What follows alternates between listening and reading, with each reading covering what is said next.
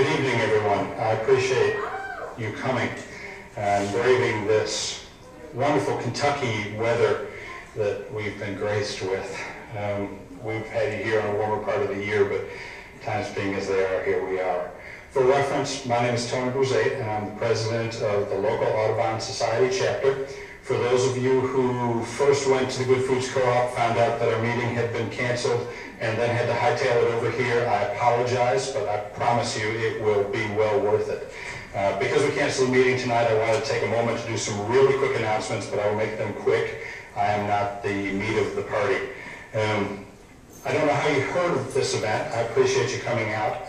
If you are not on our email list, however, we do have at the back a sign-up sheet for keeping informed with different talks, different events, etc., and so on.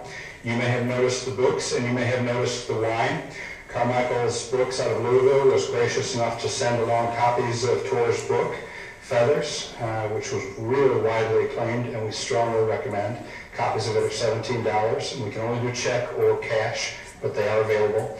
And the wine comes from a project that we did with the Talon Winery. Some of you know we put up a barn owl house back in February, and we had our dedication on Valentine's Day weekend, and they surprised us with barn owl wine. It is their thank you, I always forget the name.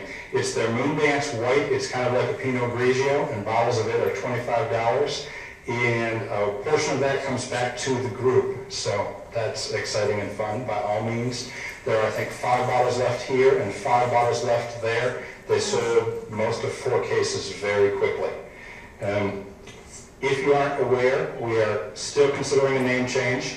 This will probably be the last Buffalo Hills Audubon Society event. Now that we're no longer tied in with the sanctuary, we're thinking the Central Kentucky Audubon Society reflects more accurately who we are, and that should happen by the next event that we are having.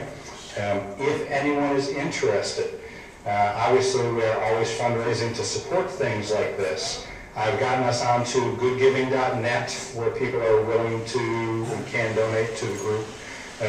We also have signed up for the Good Giving Challenge for this upcoming November and December. We have $250 donated already worth of challenge grant. We need 250 more. If anyone's feeling real generous, we'd love to list you as a challenge grant sponsor. We hope it will be a very positive fundraiser for us, and we can present more of these sorts of things. And I should do a couple of thank yous, a really quick one to Morning Point for having us in here. This room is available for these sorts of events. It is free, and they're very hospitable with regards to how do we want to set it up and then along those lines. Special thanks to the Buffalo Hills Audubon Group for providing this, and the Frankfurt Audubon Group for providing this. And one quick plug for the Bluegrass Boating Festival coming up Mother's Day weekend. The 11th, I guess it's the 10th and the 11th of May. Thank you. We corrected as we speak. Mostly at Jacobson Park, but we will have some events here. We are getting Joel Greenberg, author of Feather River Across the Sky, to come in here and give a presentation like this, which we hope will be a very big weekend for everybody. I'm up here, though not for this. I'm up here to introduce Dr. Thor Hanson. Most of you know that he is a field and conservation biologist, but his bachelor's degree is initially from the University of Redlands, master's from the University of Vermont's Field Naturalist program, and a doctorate in a joint program through the University of Idaho, and I'm going to slaughter the name here because my Spanish is really bad, Centro Agronómico Tropical de Investigación y Enseñanza. Am I close? It's in Costa Rica. Anyway, a fairly big and well-respected environmental program, and obviously a long environmental degree.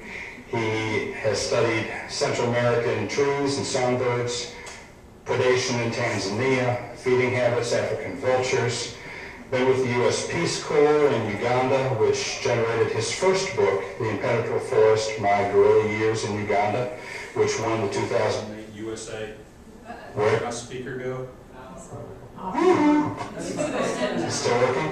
Okay. I didn't hear the buzz, so I got confused. 2008 USA Book News Award for Nature Writing. His second book is the one that, of course, we are in this room much more interested in, not that your first book isn't beautiful. Feathers, The Evolution of a Natural Miracle. It has been reviewed widely and praised from everyone from Audubon Magazine to World News and the BBC. It won the American Association of the Advancement of Science Subaru Science Books and Films Prize for Excellence in Science Books. It won Pacific Northwest Booksellers Association Award. It was nominated for Samuel Johnson Prize, the United Kingdom's most prestigious nonfiction award, and it won the John Burroughs Medal from the John Burroughs Association with the American Museum of Natural History. To quote them, they said, "To read this book is to immerse yourself in a cozy delight of a down comforter while stimulating your intellect with pure fascination. His reportage is a mix of accuracy, Feathers has 17 pages, count them, of bibliography, and very comfortable storytelling. To read his work is like listening to an old friend." I've been fascinated personally with nonfiction writing since as a freshman in college. I was forced to read Oranges by John McPhee. I thought, oh, how boring. Someone who talks about oranges for pages and pages, 190 pages just about oranges and orange juice. But a really well-written fiction book, nonfiction book, will just fascinate you from cover to cover. I couldn't put that down. Same thing with Feathers. Feathers is that sort of book. It shows that the smallest topic can be replete with history, significance, and consequence. With no further ado, let me welcome Dr. Thor Hanson.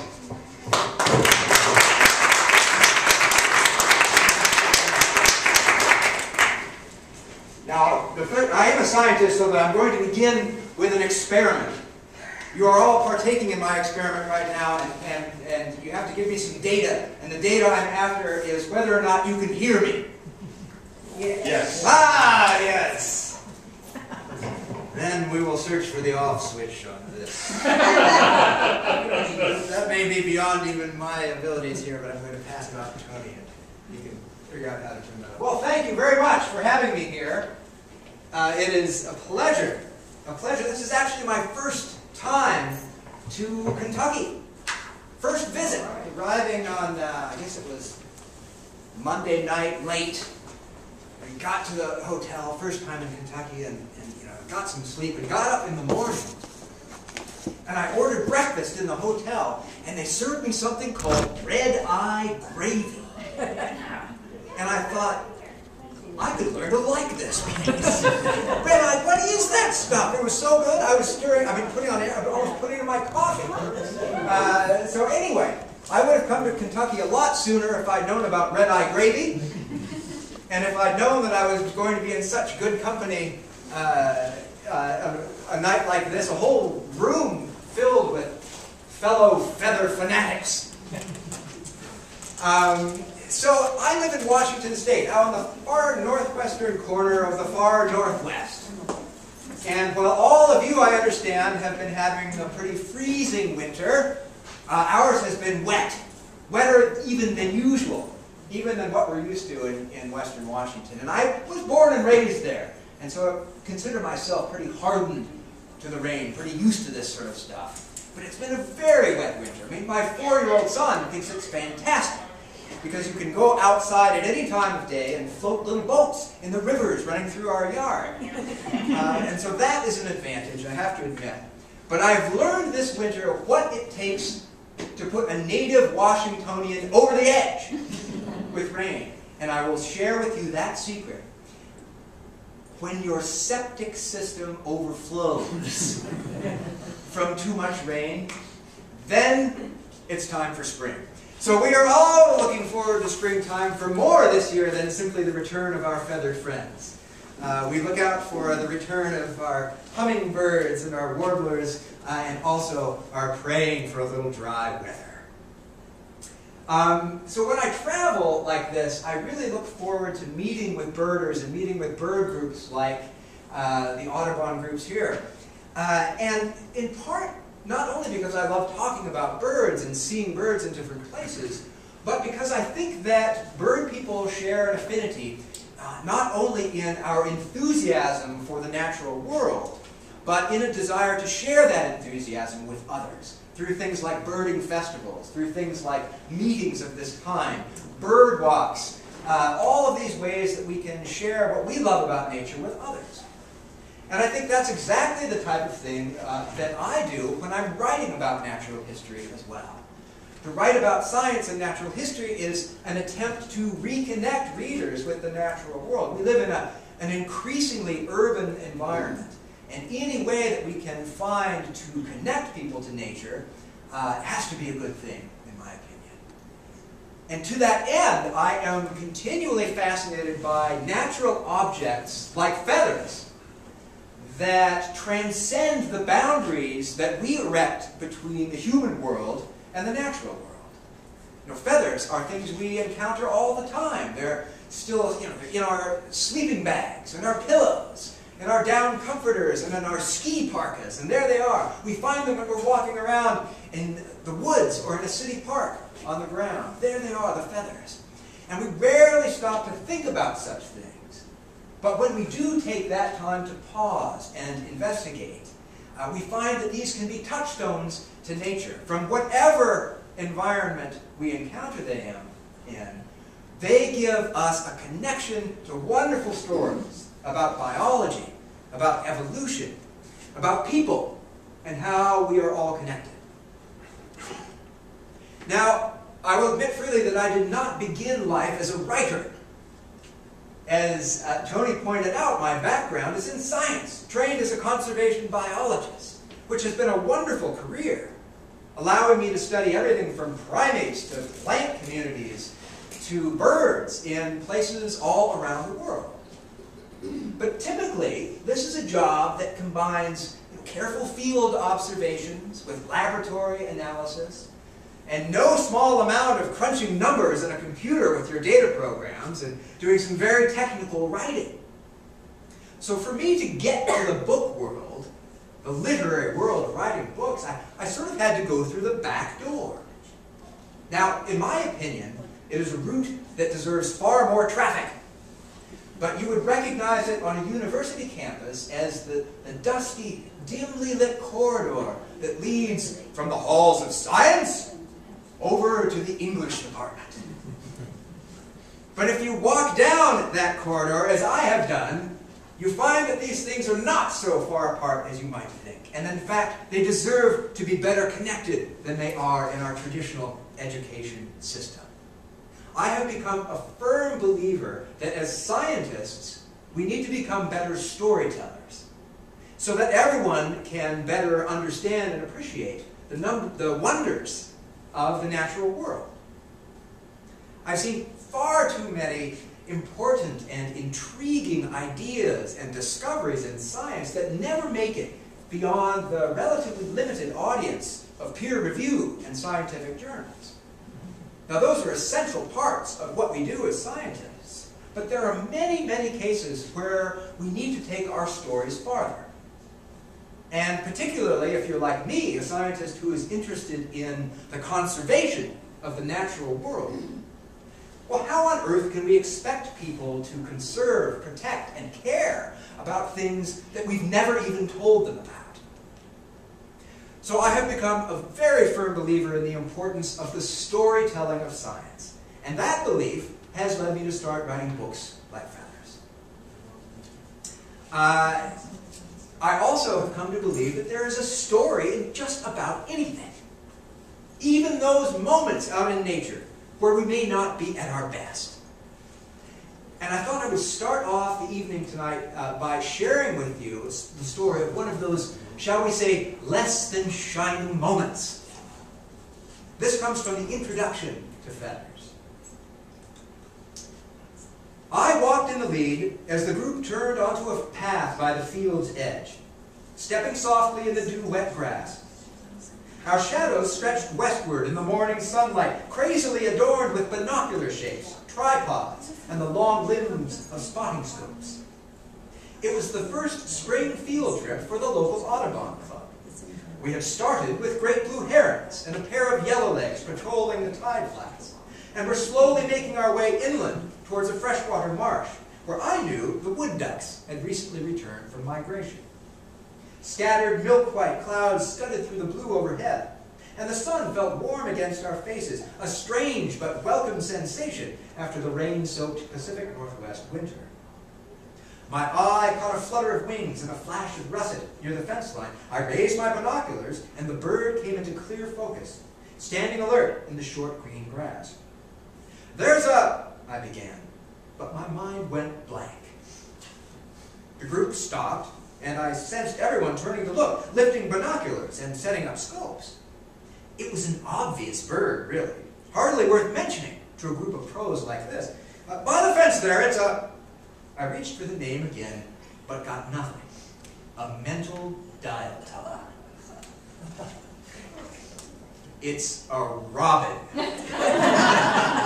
The man next to me said acidly, lowering his binoculars. The others turned away too, and there was a moment of awkward silence. I was leading an Audubon Society field trip, and I had just forgotten the name of the American robin, possibly the most common backyard species on the continent.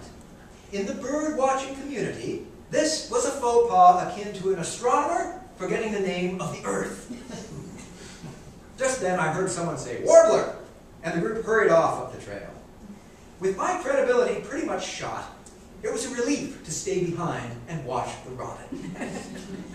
The subtle rust and charcoal hues of her plumage told me it was a female, and her feathers shone fresh and porcelain smooth in the sunlight. She cocked her head, hopped, then lunged forward to root at something in the soil. Tilting upright again, she suddenly launched skyward, turning sharply around a fence post, and swooping up at an impossible angle to land on an alder branch. Perched there, the robin shook her tail and fluffed up her body feathers before letting everything settle back into place. Then she began to preen, turning and dipping her beak to lift and comb at individual quills and veins, like a fussy housekeeper arranging and rearranging the furniture. I smiled, but who could begrudge her perfectionism? Those feathers impacted every aspect of her life. They protected her from weather, warding off sun, wind, rain, or cold. They helped her find a mate, broadcasting her femininity to any male in the neighborhood.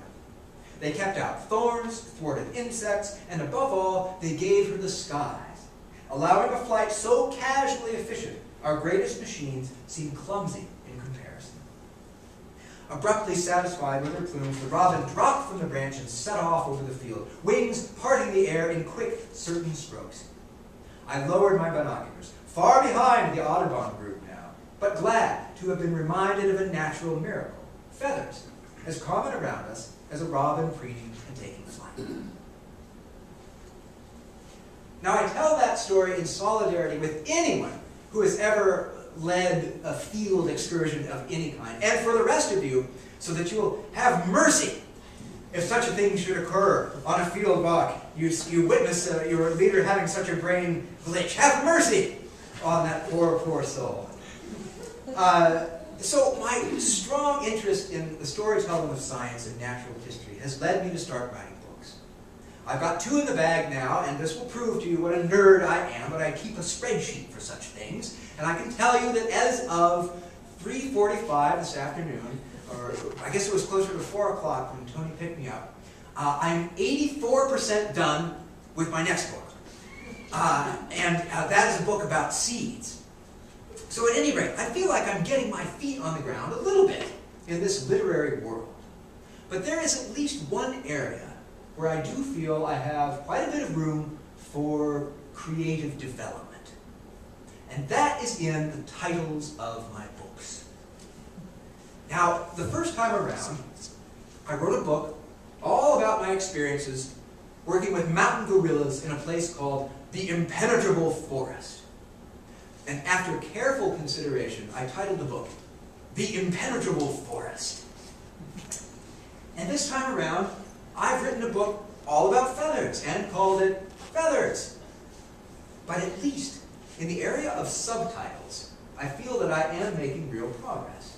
Here we have Feathers, the Evolution of a Natural Miracle.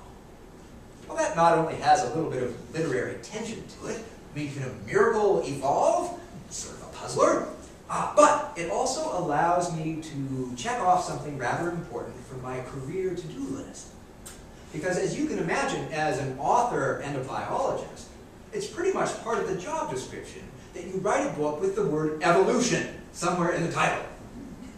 So I'm making progress on that front, but it could have worked out differently. Here's something else that I've learned about the book world. Everything between the covers is the author's responsibility, and the author typically comes up with a title. But the subtitle is a bit of a group effort. Everybody has an opinion on the subtitle. The agent, the editor, the copy editor, the publisher, all these ideas being thrown around for feathers. One of which nearly stuck, and that was this: nature's greatest invention. If you ever want to start an argument, just walk into a room and call something, anything, nature's greatest invention. And everyone will immediately leap to the defense of their own favorite evolutionary marvel. And whenever I find myself expounding on the wonders of feathers, someone will invariably say, well, yes, but what about the eyeball? How can a mere feather compare to the wonders of the human eye? To which I answer, well, yes, eyes are marvelous things for vision, but you wouldn't use them to decorate a hat. You would not stuff your pillow with eyeballs. You can't write a letter with an eyeball. You would not strap eyeballs to your arms and try to fly. It turns out that there are many things in nature, like eyes, that are beautifully adapted to a single purpose. But almost nothing has adapted to so many purposes as feathers. Feathers insulate, they glide and flutter, they protect and beguile. They can be watertight or more absorbent than a dish sponge. They grow as thin as bristles, as stiff as quills, or as downy and soft as the air. They can be as small as a pencil point or longer than a killer whale, as black as midnight or as bright and iridescent as gemstones. Now, my fascination with feathers dates back really decades to an experience with African vultures that we will be talking about in great detail in a few moments. But also to my long interest in watching birds in general. Because if you think about it, what is bird watching but feather watching? I mean, of course we know there's a scrap of meat in there somewhere holding the whole thing together. But when we look at a bird, what we see are its feathers. And while we also may become fascinated and intrigued by bird behavior and bird biology, it is most often the beauty of their plumage that draws our eyes to the birds in the first place. So when I started this feather project, my knowledge of feathers came largely from my observations in the field, where time and again I had been fascinated and astounded, really, by the many ways that birds use feathers. For flight, of course, for insulation, for waterproofing, and for their incredible mating displays. And just on the off chance there's anyone in the room this evening who doubts how outrageous those displays can be, I have a short video that I want to show you. And I feel that it makes the point better than anything I could possibly say.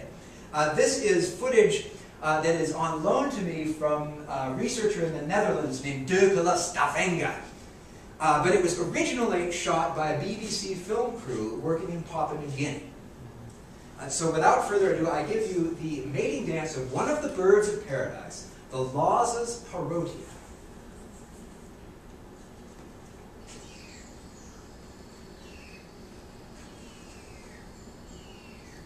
The one in the hula skirt is the male.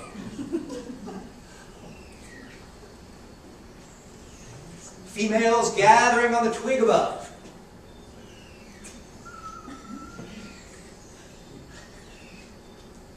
And now the finale.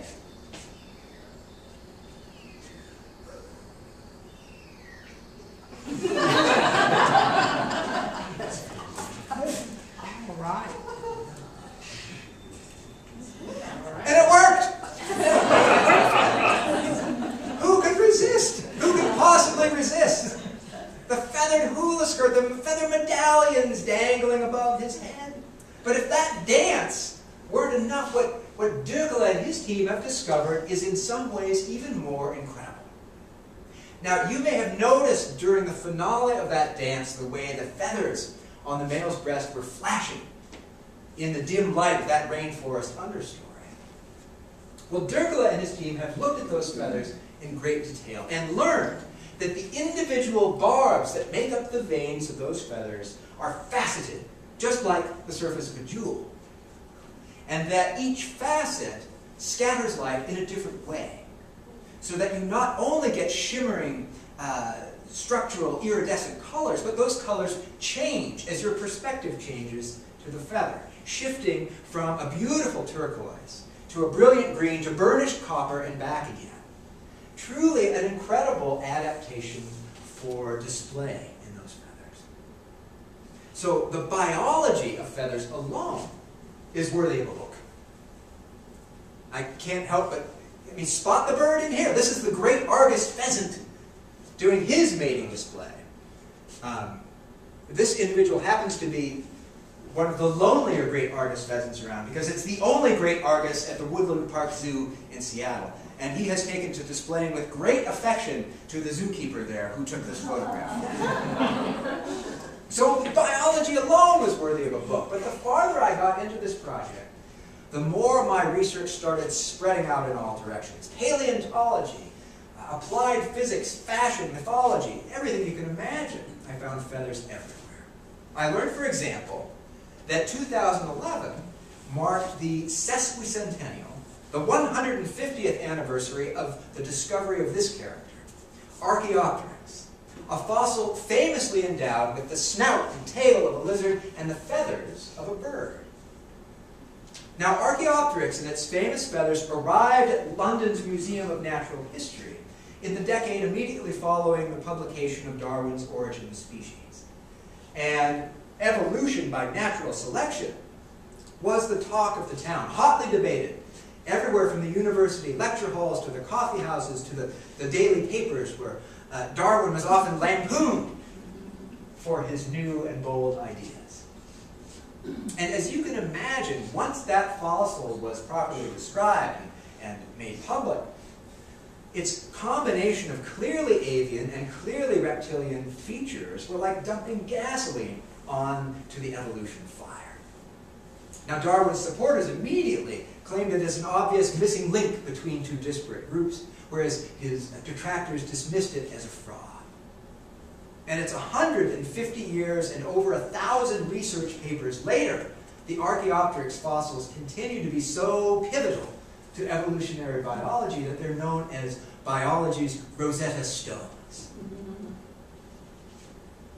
And it's only quite recently, as a matter of fact, that people are beginning to unite around the theory of bird evolution, and at the same time beginning to agree on how feathers evolved.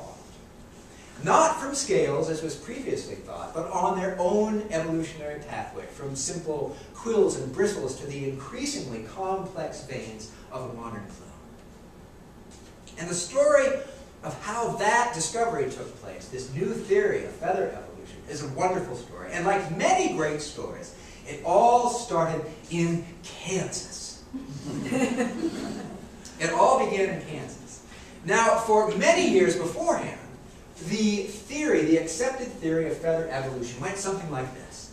The idea was lizard-like creatures were crawling around in the trees and their scales elongated over time and frayed from the edges until you had something that looked like a feather. This was in the textbooks at least as recently as when I took ornithology, which wasn't that long ago, I'll have you know. And so that was the theory. That was the theory. But then in the 1990s, a young professor named Richard Prum at the University of Kansas was teaching his very first year of Ornithology 101. Now, he's at Yale now, but at that time he was just getting started teaching about birds, And like some people I've heard about, he was writing his lectures the night before giving them. So at any rate, I talked to Rick about this, and he said he wanted to teach his students about how feathers grow. It's a pretty logical topic for ornithology, but not often included in ornithology textbooks or in ornithology classes. It's a very complicated process, this helical growth process that happens inside a feather fall. So at any rate, Rick was up late at night with all these old books, figuring this out. He finally got his head around it. And he taught his class on feather growth the next morning. And then, by God, Wednesday rolls around and he needs another lecture.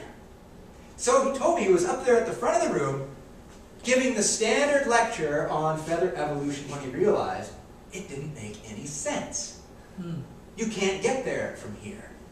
He realized that feathers and scales were so different structurally that they must have been on different evolutionary pathways. He had his aha moment at the chalkboard, and that aha was this. A scale is inherently flat. It is, as they say, a ridge of epidermal tissue. Now I invite you to make a scale right now. You can do so quite simply by pinching the skin on your hand. And if you do that, you have made a ridge of epidermal tissue. And if you look at your scale, you'll quickly observe that both the top and the bottom of your scale are made up of the outside of your skin. Now, a feather, on the other hand, is inherently tubular. It grows as a tube, much more like your finger. A tube surrounded by skin. Now, it may end up flat and layered over the exterior of a bird, but feathers flatten in a totally different way. Feathers unfurl to flatten. Now, imagine unfurling your finger. Well, you have to split it down the bottom and unfurl that thing. And the first thing you would notice is that you have created a bloody mess. But once you have cleaned up the mess and had a couple of Advil or something, then you would be in a position to notice that the top of your finger feather is made up of the exterior of your skin, but the bottom is made up of the interior of your skin. So a feather and a scale are not the same structurally. They're not what biologists call homologous. And if structures aren't the same, then they don't have the same history. And that led to this new theory of feather evolution. And what I love about the story is that it shows the power of teaching, the synergy that can happen in a classroom between instructors and students. Because what Rick did was simply make it a project for his ornithology classes over the next several years to try to come up with a theory of feather evolution. They asked the question, well, what are the steps that need to happen before you can grow something as complicated as a feather? Well, first of all, you have to be able to make a tube of epidermal tissue. Then you have to be able to split it into filaments. You have to organize those filaments around a central shaft, the rachis. And you have to figure out a way to hook all of those filaments together to make a feather fan. All of those steps have to happen, and they have to happen in that order, or you can't grow something like a feather. So that was their theory, developed in a classroom in Kansas, and it might have stayed in a classroom in Kansas, except that one year, Rick had a Chinese exchange student in one of his classes, a graduate student from China who was actually in Kansas to study paleontology. But he was taking an ornithology class because he knew something that Rick Crum didn't know. He knew that back home in China, his colleagues were discovering a trove of feathered dinosaurs. And so he begged Rick to publish the feather evolution theory because he knew it was going to be absolutely vital for them to understand what they were seeing in the dinosaur fossils from China. So Rick wrote it up, he published it, and in what can only be called a case of scientific serendipity, it came out at the very same time that the proof for it was coming out of China. All of the stages of feather evolution that Rick in his class identified have been found in a particular lineage of dinosaurs, the theropods, which include the famous meat eaters like the velociraptor that terrorized everyone in Jurassic Park. Allosaurus, so many are in that group. In fact, Rick told me he had to have a serious heart-to-heart talk with his two young sons. He said, guys, I hate to break it to you, but Tyrannosaurus Rex had feathers. No way, Dad. They didn't want to believe it, but it's most likely true that feathers evolved in that lineage. So the last 15 years or so have been, a really integral time in the study of feathers and in our understanding of how feathers and birds evolved in the first place. But it's not the only time that feathers have been a hot topic around the world. Another important anniversary that we've recently passed was the centennial of a very bizarre expedition. One of history's minor but very strange events, something that I like to think of as ostrich espionage. Now, 100 years ago, all of us would have put on a hat before leaving the house this evening. And for the women in the room, the majority of your hats would have been elaborately feathered. Elaborately feathered at that time. In fact, so valuable were ostrich plumes to the hat and feather trade of the time that they ranked as the most valuable cargo lost on the Titanic when it sank in 1912. Not some big gaudy diamond like in the movie. It was feathers. 40 cases of prime ostrich plumes on their way from the feather merchants of London to the hat makers of New York City, and valued in today's currency at more than $2.5 million. Sank with the Titanic, lost forever. At that time, it's estimated that over 150,000 American workers were directly involved in the feather and hat trade. Now, if you look at that as a proportion of the workforce, it would be the modern equivalent of the combined memberships of the United Auto Workers, the Longshoremen, the United Farm Workers, the Flight Attendants of America. You can even throw in the Writers Guild with room to spare. It was a major industry at that time. And opposition to the feather trade, particularly to its devastating effects on wild birds like the great egret, really galvanized the first conservation movement in this country and led directly to the founding of the Audubon Society, which is why if you look at the logo of the Audubon Society to this day, you'll see the great egret there in silhouette with its beautiful breeding plumes trailing out behind. But ostrich feathers were something quite different in that they could be harvested sustainably and painlessly from domesticated birds, clipped off right before the molt, so the birds would simply grow more feathers. And at the height of this, what they call the plume boom, no country in the world kept more ostriches than South Africa. South African ostrich ranchers at that time kept more than 1 million birds in captivity, and they harvested these feathers twice a year and sold them at great auctions in Port Elizabeth and Cape Town, where 60 distinct grades and types of ostrich plume were recognized. And people were making fortunes. This was like the dot-com boom of its era.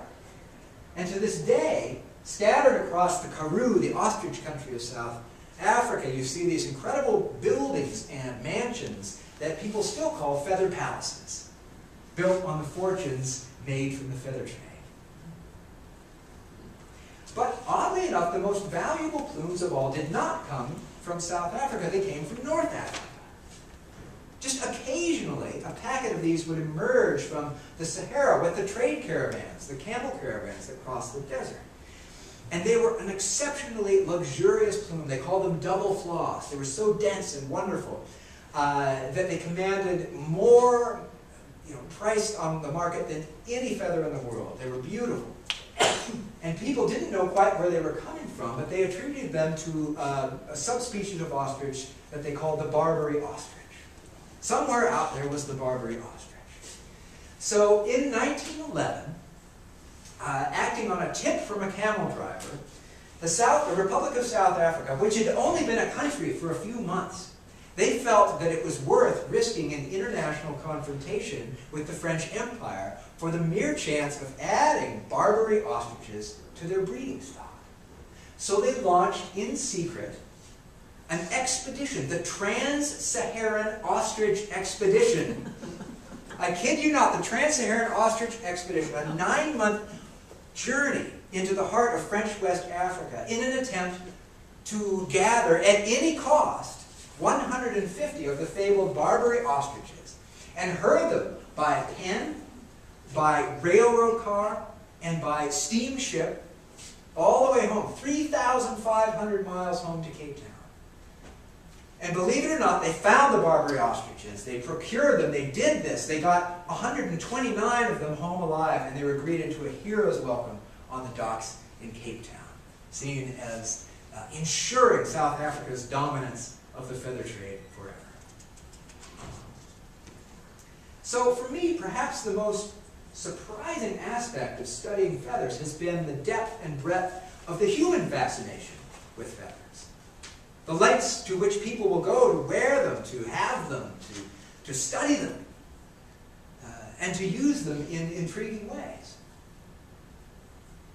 You know, their beauty has been an inspiration to artists from the time of the earliest cave paintings all the way up through the glorious featherwork of the New World. Here is a detail from a 14th century Nazca tunic from the coast of Peru, as bright today as the day it was made.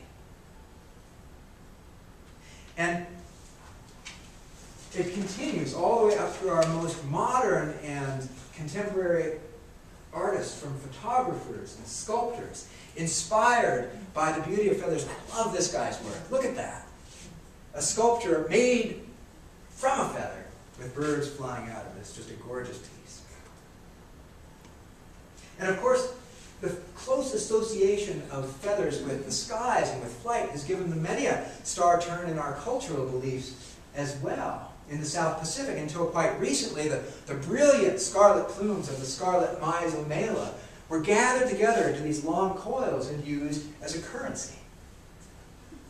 In ancient Egypt, upon death, the human soul was measured against the weight of a feather. And if the scales tipped in your favor, then you were invited into the eternal kingdom of Osiris, which I understand was a pretty nice place. But if the scales tipped wrong, then your soul would be fed to this slavering hippo, lion, crocodile beast that lurked there at the foot of the scale. And of course, the great monotheistic faiths have their own feather lore, because while they may disagree on some points of theology, Judaism, Islam, Christianity, and even Zoroastrianism all agree that angels are feathered creatures, distinctly feathered creatures. And it is the feathers that are diagnostic. If it were a field guide to the angels, you would concentrate on the feathers because they're clearly not the reptilian bat-like appendages that you see on demons or the devil. Feathers very closely associated with the heavens. So the incredible diversity of form and function for feathers in nature is perhaps matched or even surpassed by the countless ways that people have co-opted feathers for our own uses and beliefs and mythology. Now, 100 years ago, the magazine Hunter, Trapper, and Trader published an article encouraging its readers to get involved in the feather trade. And they listed, of course, the typical markets for feathers for hats and fashion and down and whatnot, but they also listed a huge number of other markets, places you could sell your feathers. And I'll quote to you. It's a long list. Quote, pens, feather bone powder puffs, trimming, boas, artificial furs, fans, jewelry sets, military and lodge plumes, fire screens, artificial flies for anglers, brushes, toothpicks, dusters, camel's hair brushes, and even, though rarely, parasols. Now, a century has passed, and tastes and technologies may have changed, but we still do not have to look far to find feathers in the human world. After all, they still are stuffing our pillows and sleeping bags.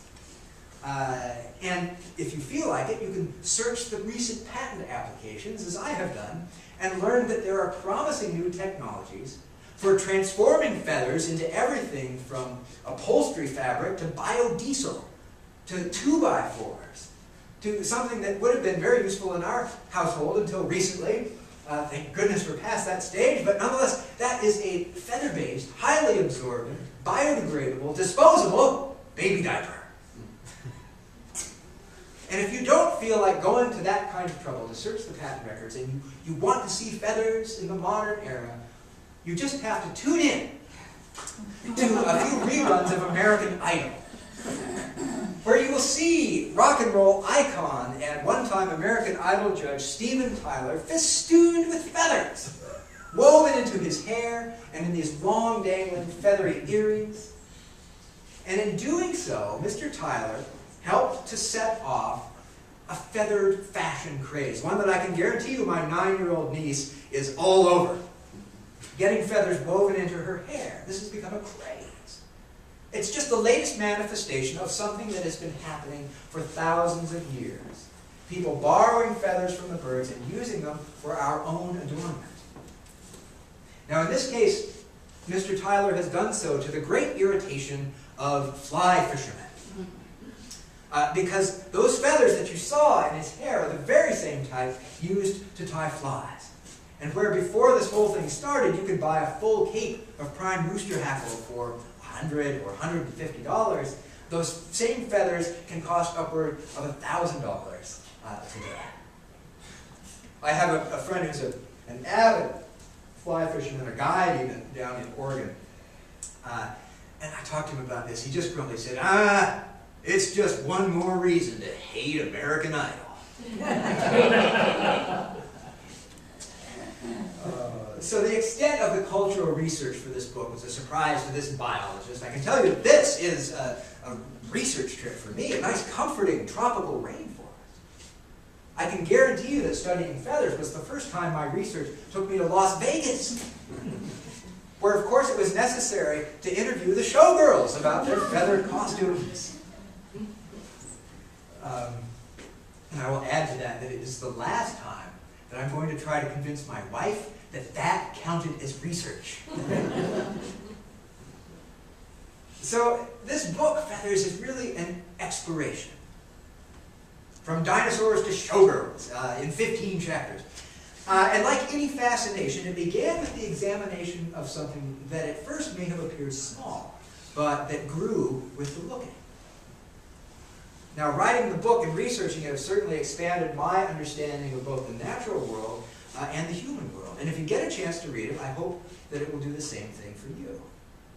So what I'd like to do at this point is to share with you another story from the book. And it comes from a later chapter, but for me, it marks something of a beginning, because this really is the experience that got me started thinking about feathers in an evolutionary context. And you could say, in a sense, that I learned to appreciate them in their absence. So, without further ado, this is from chapter 15, a story titled The Featherless Head. Peck, jab, tear. I paused to wipe sweat from my eyes, then squinted back through the scope. Jab, hop, hop, tear, swallow. Beside me, Diana scribbled down the data, while the third member of our team, another Diana, scanned ahead with binoculars. 2 Nubians, she called out, 3 Egyptians, 24 whitebacks, 14 repels, and 8 marabou storks. We crouched in the small shade beside our Land Rover, alone on a dusty flat plain dotted with ant-ball acacias and fever trees. 50 yards ahead of us, the ground seethed with vultures. They crowded together, shoulder tight, a mass of hunched brown backs and bobbing heads, jostling for position around the carcass. We could hear their hissing and the snap of beaks. Through the spotting scope, I watched my bird rear up and leap twice through the melee. Hop, hop, lunge at a neighbor, jab, rip something red from the pile, tear, and lift its head in a jerking, curved neck gulp. Swallow. Time! Someone called, and I sat back, grateful for the break. We'd been at it for hours under a scorching Kenyan sun, picking random birds from the flock and shouting out their every behavior. We were studying the feeding hierarchy of 4 different vulture species, as well as the hulking marabou stork. The idea was to relate units of effort, jabs, tears, and hops, to units of reward, swallows of meat. How many jabs did it take to get a swallow? Did smaller species expend more energy to feed? And how did these relationships change over time, as a carcass diminished from a whole antelope down to entrails, skin, sinew, and bone? Such are the questions that keep vulture researchers up at night. In the end, the project didn't amount to much. It was hard to maintain a steady supply of dead animals. and even harder to pick out the subtleties of a vulture's jabs and swallows in the midst of a throng of shifting and flapping bodies. But the experience did leave me with an intimate understanding of one small evolutionary puzzle: why a vulture's head is featherless. I noticed the two Dianas keeping their distance, staying as far from me as possible without leaving the shade of the vehicle. I couldn't blame them. My hair, face, and forearms gave off a sickening boneyard stench as rank as anything drifting our way from the vulture's direction. I smelled like a rotten zebra, and for good reason. Earlier that day, we'd stopped by the slaughterhouse where we got most of our carcasses. They specialized in game animals and often worked at night, processing the culls from a nearby ranch. The meat was sold to a popular Nairobi restaurant called The Carnivore, where tourists rounded out their safari experience with a taste of the veldt. Giraffe burgers, barbecued gnu, that sort of thing. The butchers set things aside for us and usually had a small trailer ready to go in the morning, neatly packed with vulture snacks. That morning, however, we found something quite different: an unsorted heap of organs, intestines, hooves, and zebra bits piled head high in the side yard. "Karibu sana," the old watchman told us. The shop was closed for a holiday, he explained, but we were welcome to help ourselves. Unfortunately, we lacked a shovel, pitchfork, gloves, or any other practical means of heaving the carrion into the trailer. Even worse, the material was a day or two old and had quickly gone to rot in the tropical heat. The yard's foul air hummed with thousands of fat green flies that bumped up against us in their haste to reach the meat. I looked at the Dianas, and they looked back at me, all three of us wide-eyed with horror. We were students on a study abroad course. We knew that field biology could be rough work, but this had definitely not been in the brochure. Now, they say that the chivalrous man is out of fashion, but I find that he still persists in certain situations.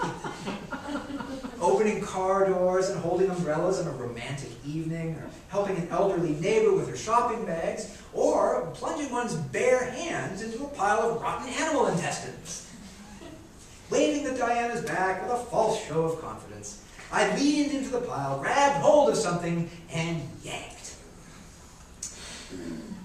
The cecum of a zebra is a big purplish pouch at the head of the large intestine. This one was bloated, stretched tight like a thick, wet balloon.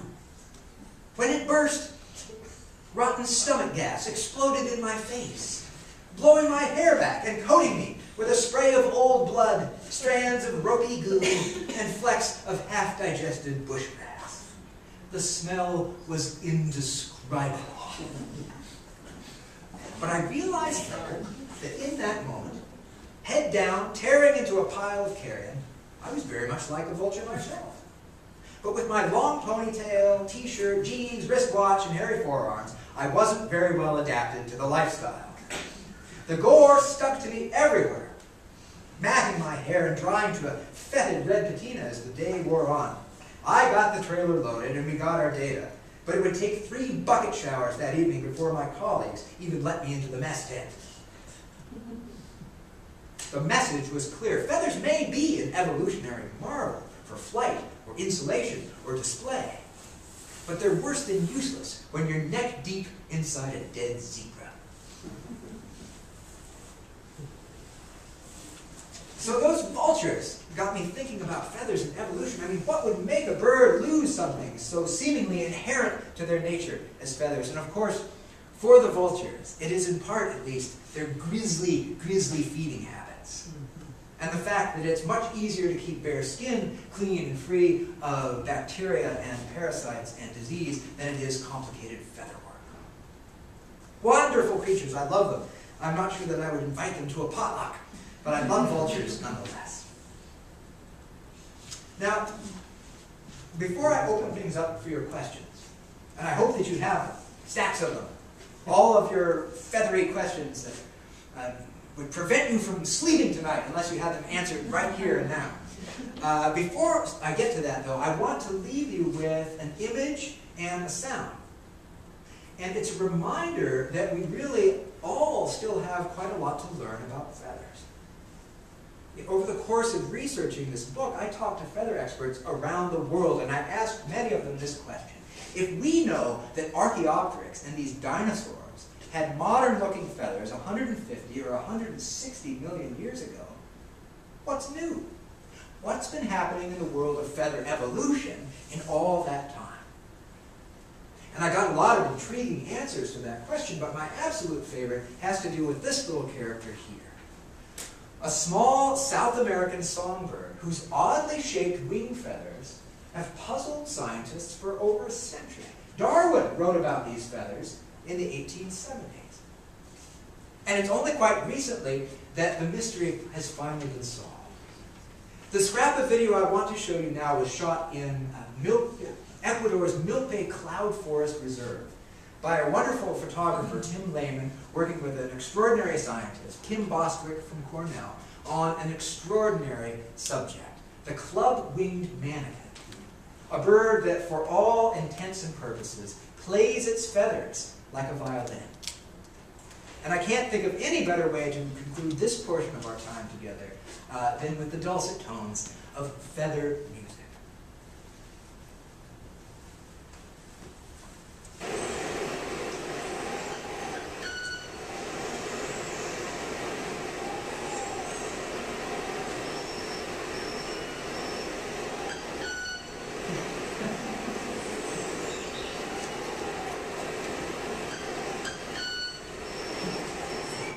Feather music, ladies and gentlemen, there you have it. Thank you so very much for your attention. I would be happy to.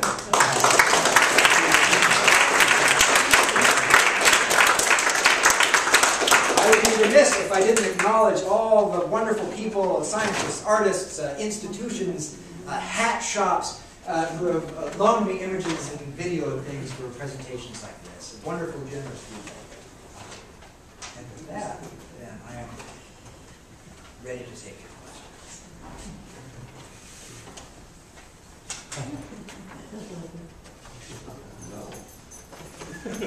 I'll go. Good. I'll break the egg. You were talking about sharing, and I think one of the ways that I've had the most fun sharing is I'm an amateur photographer, and I've been taking a lot of pictures of birds at my feeders and on the farm. Interestingly enough, I loved your robin story. I posted a whole series of bird pictures that I had done, and the favorite one of all of them, some of them were kind of unusual birds, but the very favorite was the robin. Oh, isn't that wonderful? People, yeah. And he was sitting in a crabapple tree, and there were a lot of crab apples on the tree still, but I mean, I had some professional photographers that commented on it, said, wonderful, you know, it was That's great. really funny, because I had some, what I thought were photographically better pictures of some other birds, but it was the robin that appealed to everybody. Yeah. Well, you know, even in science, it's common for us to focus on rarity and forget how much the common still has to offer us. Well, there was a familiarity with it. The familiarity and the intimacy that we have with something like a robin. And even the scientific things that we still don't understand about birds in our backyard. One of my favorite studies of recent years is on the black-capped chickadee. What could be more common than a chickadee? And yet Chris Templeton and his group did these wonderful studies where they had these chickadees in aviaries and whatnot, and then they would come dashing out and present them with an owl or something. And the chickadees would make a noise. And they recorded all this, right? Different predators, bird predators, and recorded the sounds that the chickadees would make. And they learned that chickadees make a different sound based on the threat level of the predator.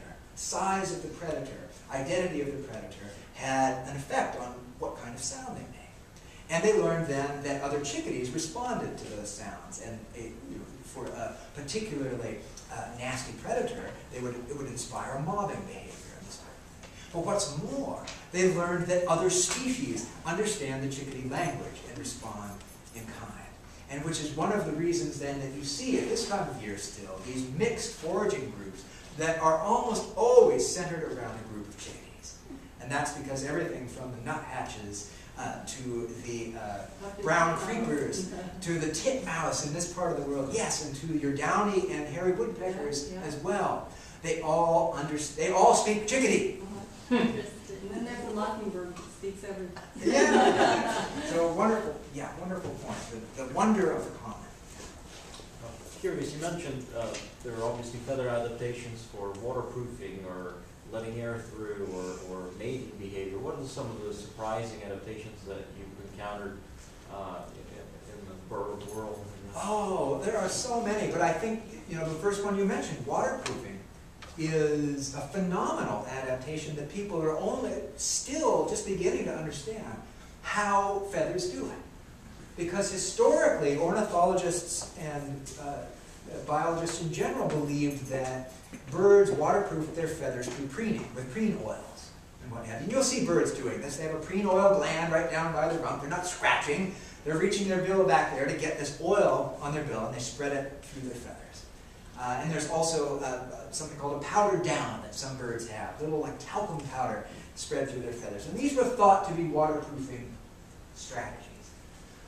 But what you can do, and I invite you to do so, is you can take a feather, a flight feather, a contour feather, any feather with a closed vein, take it home, wash it in hot water and soap. You could wash it in hydrochloric acid if you so desire, and take all trace of oil off of that feather. Dry it out, put it back together again, drop water on it, it will bead up and fall off. Feathers are structurally waterproof. They are structurally waterproof. Something about the structure of the feather vein is impervious to water. And how it works is still a mystery. But if you want to read about it, you don't look in ornithology journals. You look in the Journal of Polymer Science. You look in the Journal of Applied Physics. Because the people working on this puzzle are engineers who are fascinated by the idea of a waterproof, structurally waterproof, lightweight, durable, biodegradable fabric. That is an idea that has Gore-Tex shaking in their boots. It's $1 billion idea, and people are really looking at it seriously. I talked to a physicist in Israel. He doesn't know anything about birds. Like, I don't know about birds. I got a pigeon feather. I'm working on a pigeon feather out in the park.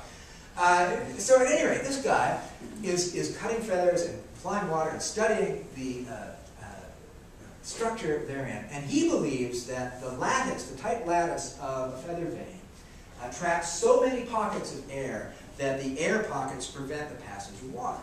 That air is always in there, and it's going to prevent water from moving through. Okay? But there's a fellow in China working on this as well, and his theory is different. He doesn't think it's the air that's trapped in the feather vein. What he thinks is that what he calls touch points on the surface of a feather are waterproofing the feather.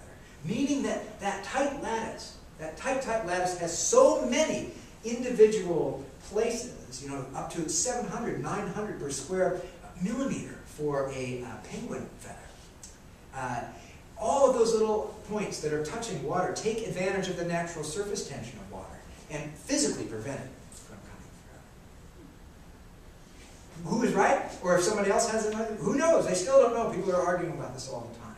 But it's a fascinating line of study. And, a wonderful adaptation that's better than anything we've been able to invent. Good question. But there are degrees of waterproofing as well. I think of something like penguins who don't get waterlogged after hours and hours in the water. Yeah. Or an anhinga, if it stays in the water too long, becomes like a rock.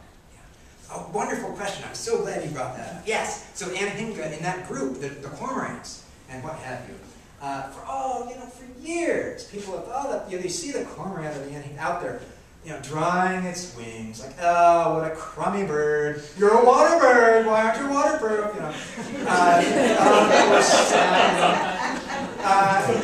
You see this all the time. You feel bad for the bird. Well, it turns out that they've got things wired. The latest research on cormorant feathers shows that the interior of the feather vein is watertight. It's absolutely watertight, just like these other feathers we're talking about. The exterior of the feather soaks up water. But what they do is they have them layered over the bird so that they do indeed remain dry and warm and comfortable underneath this layer of feathers. But that the exterior portion of the vane can soak up water. But why would they want to do that? Why would they want to do that? Well, imagine you are a diving bird and you are wearing an airtight coat. Every time you go under the water, you are carrying something that is trying to bring you back to the surface. It's an evolutionary dilemma. And you see, various strategies to overcome it. But the cormorants have it all figured out because they soak up as much water as they possibly can while maintaining dry air underneath. But they're carrying less air than the average bird, so they can dive much more easily. They can dive much more easily. And then they get out, and all they have to do is hang their wings out, dry it off, back in again, and do it all over again. So it's actually a wonderful adaptation that takes advantage of waterproofing, but that also uses the feathers like a sponge. So it's a great story. So now, next time you see a cormorant out there, or an ant, just like give them a high five. They got it sorted, Yeah. Does the age of the bird and the kind of feather it has, because when they're young, they're fluffy, and then the feathers develop into a different kind of a structure. Yeah. I had a baby cardinal fall into a child wading pool one time, and he was so waterlogged when I fished him out that, it was an hour before he could move about. He was just, and Right. I assume it was because of the type of feather he had at that age. That's right. So the downy feathers don't have that waterproof No, they structure. The feathers that are for insulation or for young birds, they don't have that closed vein structure. It's the closed vein of a contour feather or a flight feather that has that waterproofing. So before birds have that structure, they are susceptible to being wetted. And it's a dire, dire threat to a bird. It doesn't have to fall into your baby pool. It could just be a rainstorm that would do it. Or you think about all these water birds out there on cold, cold conditions. In touching, they're small animals with a high metabolism. If their skin were touching that water, they would be exposed to hypothermia in minutes. So they must be dry at all times. They must be dry at all times. And for baby birds, they rely on the parents to keep them dry until they have enough waterproofing of their own. That's cool. That explains why down jackets and down vests are not waterproof. Yeah. I always wondered. Yeah. I carried this cardinal around for an hour before I could even set him in the tree because it couldn't even balance when the wind would blow and the tree would fall out of the tree. And so I have probably 50 pictures of me with this cardinal. I was holding the camera here with one hand and the cardinal out here with the other taking photographs. But you raise a wonderful point Yeah. about how insulation Yeah. works. It's a whole opposite idea. And again, feathers to this day are the most efficient insulation that we know of. Goose and duck down. We can't match it yet with synthetics. We're getting closer, but feathers still have it nailed. And what they do is trap air in that fluffy structure of a down feather. You have these multiply branched structures, which I understand from the engineering folks, it's really hard to manufacture multiply branching structures. Feathers do it naturally, and they trap all of this air into that structure. As long as you have loft to it, as long as you don't get it wet and collapse it, that air prevents the transfer of heat. It prevents conduction, it prevents radiation. All the ways that heat transfer are just trapped. And if you ever get the chance, not just to wear a lovely down jacket, but to put your hands into a big box of down, you'll be astounded. It feels like you're putting it into hot water.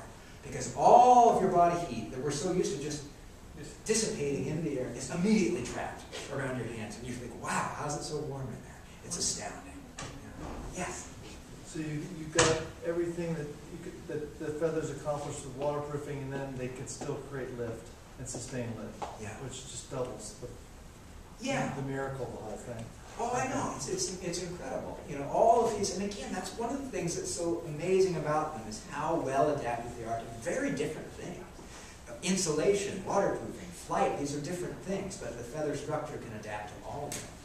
And the flight is remarkable in its own way. We're used to looking at airplane wings. If you fly ever, you look out and there's the wing, and it's curved on the upper surface. This is an airfoil shape that gives a wing a boost in lift. It's often talked about that that's what allows a wing to fly, but that's not the case. It does, however, give it a boost.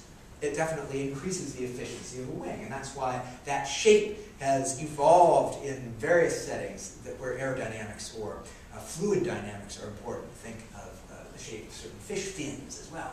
So a bird wing is an airfoil shape, curved over the upper surface, curved below. But what's incredible is that the individual flight feathers as well are perfect airfoils. They have that same shape. You'll notice in a flight feather the rachis is always offset. It always has a curved upper surface. So for a bird to fly, they are using an airfoil made up of airfoils. And what's more, each one of those feathers can be individually controlled. They all have the ability to move those feathers with muscles. So you can constantly adjust and readjust all of your feathers, responding to any change in wind direction, air pressure, temperature. So it's this incredibly elaborate system for flight, which is something that we still marvel at and can't duplicate. Yes? Yeah, I was curious about the alternate theory that you talked about as the origin of feathers. And so what was that guy's idea of the origin of feathers in the class scales? Oh, it has to do with the structural dissimilarities. Right. So like what was he, I guess, what was his hypothesis as to what the origin of feathers is if it's in scales? Oh, so scales and feathers are homologous at the level of what they call the placode, which is a thickening of the epidermal tissue.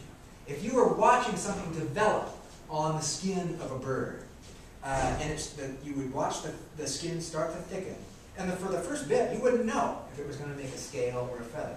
Because remember that birds have scales on their tarsus, right? And so you look at that, and it would take until it got to the stage of becoming a tube or a ridge. That's when they separated. So somewhere back in time, the skin thickening process led to a different outcome for feathers. Scales predate feathers. Scales are older, but that doesn't mean that feathers evolved from a fully formed scale.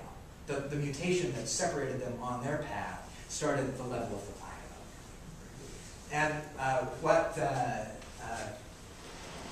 one researcher told me, which I thought was very clever, a fellow named Xu Xing, who is a paleontologist in China, and a brilliant man, a young man who is called the Indiana Jones of China because he has discovered and named more dinosaurs than anyone alive. And he's still in the early part of his career.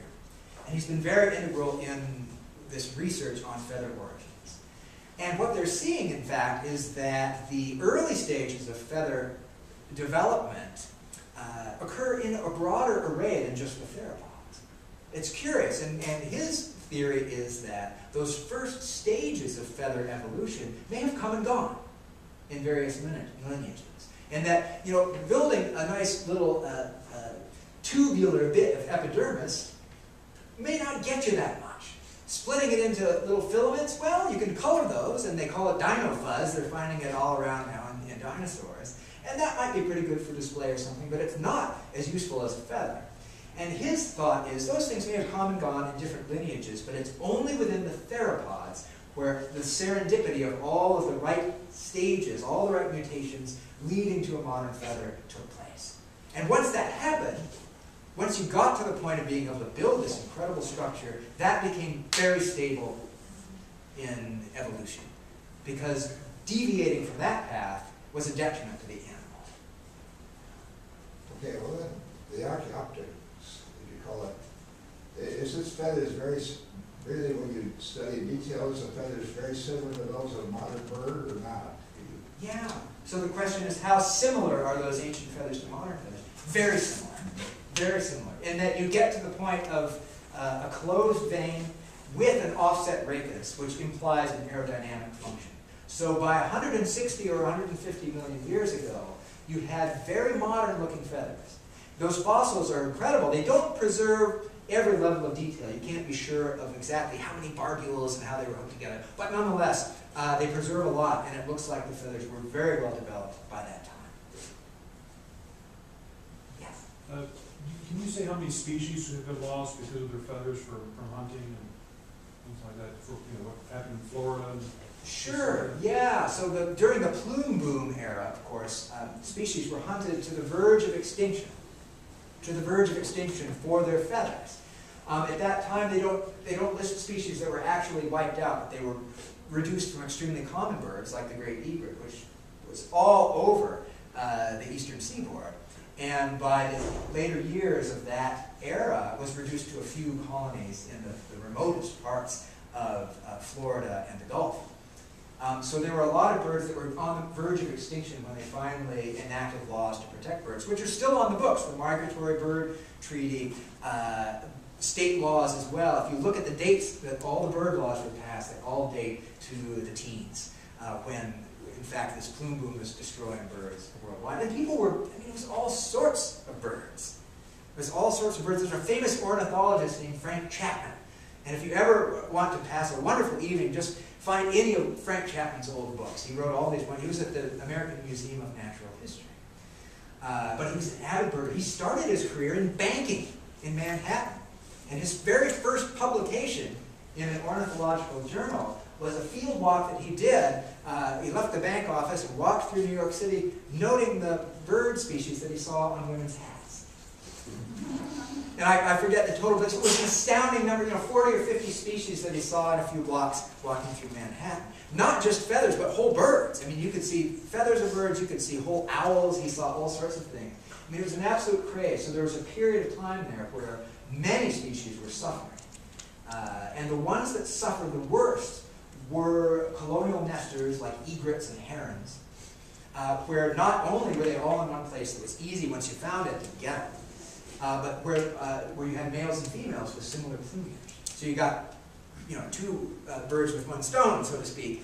You got double the plumage, and you wiped out the whole breeding system. Whereas birds that it was just the male with the appealing plumage, like the birds of paradise, well, they were hit pretty hard, but they weren't killing the females.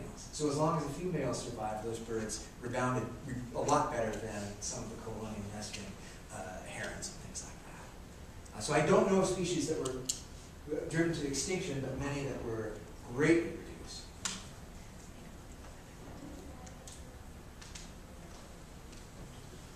Yes? So what do you think the evolutionary advantage to feathers was? At which stage? At the early stages. Okay, no, it's a really valid question, and something that people are puzzled about, particularly when you break it down like that into these stages. And you ask yourself, well, what good is a little tube of epidermal tissue? It's different, but what good is it? I think the first advantage, and this is something that people are more or less agreeing upon now, the first real distinct advantage probably came when that tube was split into filaments. And it probably had to do with display. Because we know, believe it or not, the fossils are so good coming out of China that we can even determine the colors of those ancient feathers. So we know they were colorful. We know what color Sinosauropteryx was, a ginger-colored dinosaur. Because if you look at that feather through an electron microscope, that fossil, you see an arrangement of what they call melanosomes, which are little organelles that are involved in the placement of pigment in a feather. And it's so well preserved, you can see these microscopic structures. And so they created a library of melanosome patterns from modern feathers and matched, what color, what pattern makes what color. And then you look at these old fossils and you can say, oh, it was clearly, Anchiornis clearly had a red crest and black and white wings like a pileated woodpecker. Okay, so it's very clear that from a very early point, the feathers were colored and aided in sexual displays and breeding and species recognition. So that is one of the earliest advantages to feathers. And then each step along the way had some other advantage that made it become staple.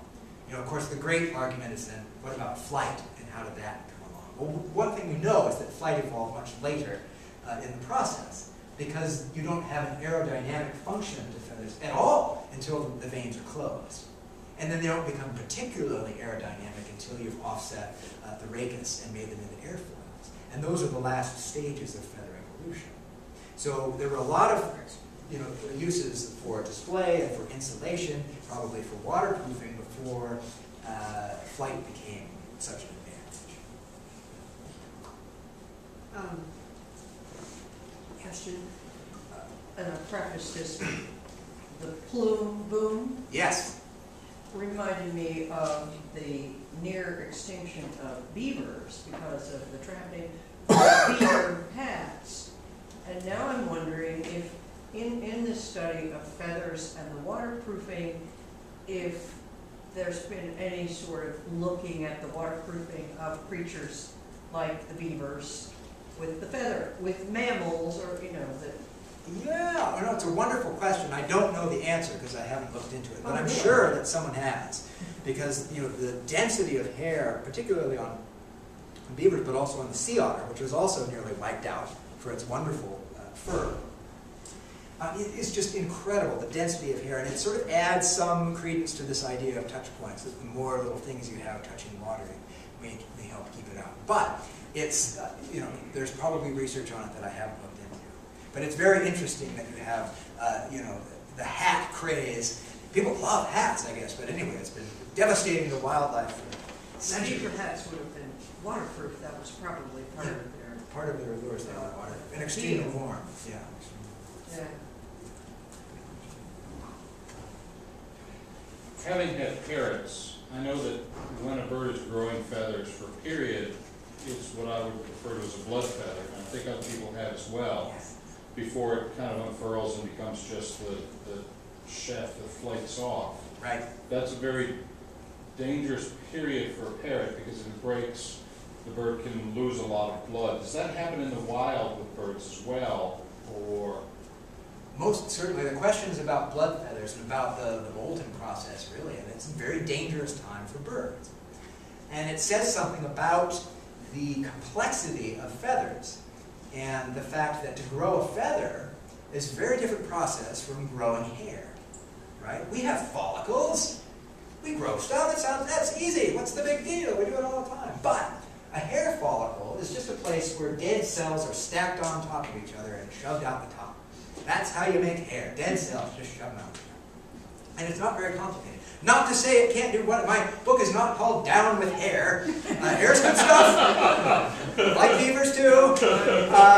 But at any rate, it's not nearly as complicated, right? So what's going on inside a feather follicle requires blood. It requires great activity, cellular activity to grow a feather. Inside that follicle, you're not stacking dead cells on top of each other. You're growing a complex structure, and you're growing it in a complicated fashion. You're growing it in a complicated way. The best way I can think of to describe it to you is if you've ever been in a sports arena where people are doing the wave. You see the crowd, everyone stands up and it goes down like this around the sides of the arena.